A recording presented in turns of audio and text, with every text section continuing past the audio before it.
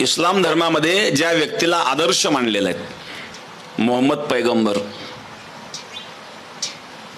या मोहम्मद पैगंबराचं जीवनचरित्र जर तुम्ही पाहिलं, या मोहम्मद पैगंबराने वयाच्या 50व्या वर्षी एका 6 वर्षाच्या मुलीशी लग्न केलेलं आहे, आयशा म्हणून जी आहे. एक मनुष्य 50 वर्षाचा मनुष्य 6 वर्षाच्या मुलीशी लग्न करतो, यापेक्षा कोणता अत्याचार असू शकतो? ज्यांचे आदर्श असे आहेत ते काय वागतील?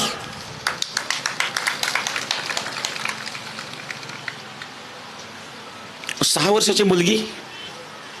आणि या मुस्लिम धर्मामध्ये स्त्रियांवर जे हत्या घडतात त्याला कारण आहे, अत्याचाराचं हेच कारण आहे की त्यांचे आदर्शच अत्याचारी होते.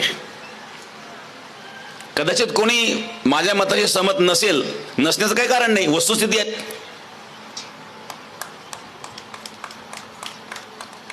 त्यामध्ये जे विचारवंत मुस्लिम आहेत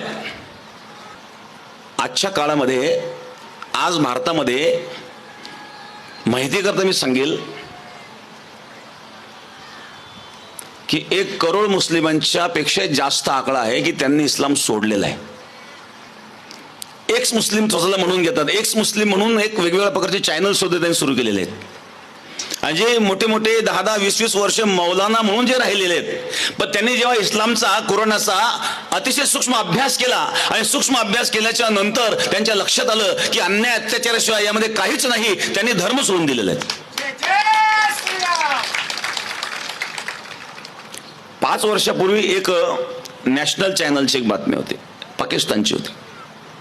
एक मौलाना नॅशनल चॅनलवर रडत होता कि त्यावेळेला त्यांनी पाकिस्तानमध्ये एक घडलेली घटना त्यांनी सांगितली की आज तक 5 लाख लोगों ने इस्लाम छोड़ दिया है. तो रडायला लागला, मैं क्या देख रहा हूं, मैं जिंदा क्यों, ये देखने के लिए. 4-5 वर्षापूर्वीची गोष्ट आहे. पाकिस्तानमध्ये सुद्धा हा आकडा कोटीच्या पुढे गेलेला आहे. करोडो लोकांनी इस्लाम सोडला पाकिस्तानमध्ये. का सोडला? त्याच्यामध्ये अत्याचार शिवाय दुसरं नाहीच आहे. एखाद्या गावामध्ये तुम्ही बघा, 10,000 लोकसंख्येचं गाव असेल, त्या ठिकाणी 100 मुसलमान असले तर सुरक्षित आहेत. पण 10,000 मुसलमानांमध्ये 100 हिंदू सुरक्षित आहेत का? आणि एवढं घडवूनही जर हिंदू जागृत होत नसेल तर याच्यासारखं दुर्दैव काय असू शकतं बरं? किती तुम्ही झोपाळू आहात. जीवनामध्ये आपण मजबूत असावा. कोण काय करते त्याचा कर्म त्याच्याकडं. आपण कोणाला अत्याचार करण्याकरिता संधी देऊ नये.